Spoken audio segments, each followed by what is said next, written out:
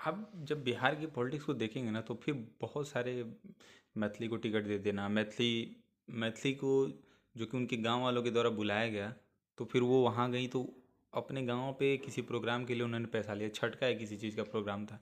तो आप सोच सकते हैं कि ऐसे लोगों को अगर आप चुनाव में लाते हैं, ऐसे लोगों को आप टिकट देंगे तो फिर किस तरह से फिर बिहार का विकास हो सकता है, विधानसभा में किस तरह की बातें होंगी आप खुद समझ सकते हैं। दूसरा, बहुत सारे बाहुबलियों को टिकट देना। अब ये बाहुबली नेता बैठेंगे वहाँ पे तो आपको लगता है कि किसके लिए बात करेंगे, वो अपना ग्रोथ देखेंगे कि पब्लिक का ग्रोथ देखेंगे। बिहार में बहुत सारी दिक्कतें हैं, पलायन को रोकना है, इंडस्ट्री लाइन या मैन्युफैक्चरिंग सेक्टर में काम करना है, तो ये सारी चीज़ों को हमें सोच विचार करके हमें वोट देना है, चाहे जो भी पार्टी हो। मैं आप लोगों से अर्ज है मेरी, आप लोगों से रिक्वेस्ट है कि आप जिसको भी वोट दें आप उसको सोचिए कि क्या आने वाले 5 साल हमारे लिए हैं या आने वाले 5 साल खुद पॉलिटिशियंस के लिए, कि उनके जेब भरने या शीश महल बनाना है या क्या करना है।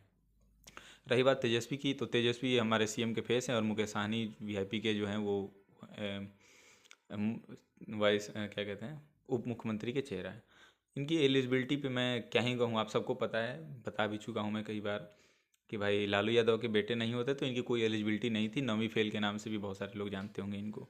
रही बात बिहार को ग्रोथ और उस लेवल पे किस तरह से पहुंचाना है, तो हमारे पॉलिटिशियंस के पास बहुत सारे ब्यूरोक्रेट्स होते हैं जो कि उन्हें बताते हैं।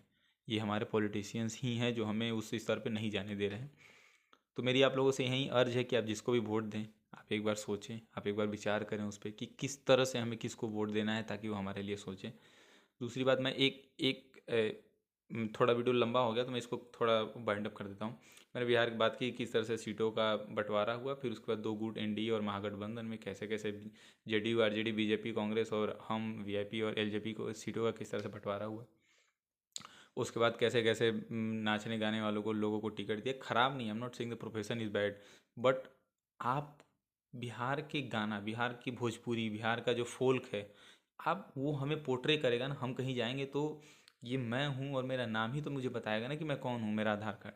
तो अगर वो आधार कार्ड पे ही कुछ गंदा हो जाए, अब ये फोल्क हमारे लोग बाहर के सुनते हैं तो क्या कहेंगे कि बिहार में तो ना भी ढूंढी और भौजी से कोई ऊपर उठ ही नहीं पाया संगीतकार।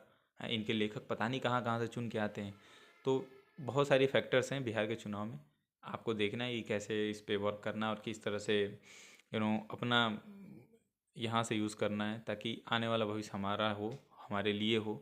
और अगर आपको लगता है कि ये सारे रिटार्ड हो चुके हैं तो you must go one step ahead to bring Prashant Kishor या जिसको भी आप चाहते हैं, लेकिन 5 साल आप सोच के लाइए। और मैं एक एक इंसिडेंट आपको बता देता हूँ कि बिहारियों को how they respect in the other. हम दिल्ली से आनंद विहार से गाजियाबाद आ रहे थे, ठीक है। अप्रोक्स 40 या 50 रुपये किराया है उसका।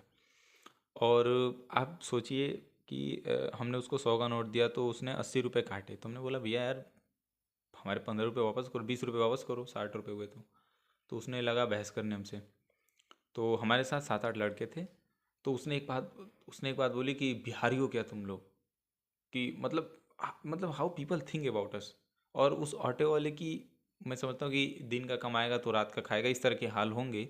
लेकिन आप समझते हैं वो फीडिंग है, वो अंदर फीड किया गया कि इनका इमेज कैसा है कि लेबर ही वहाँ से आ सकता है, वहाँ से गरीब ही बाहर आता है। वो समझ रहे हैं आप किस तरह से क्रोनोलॉजी है।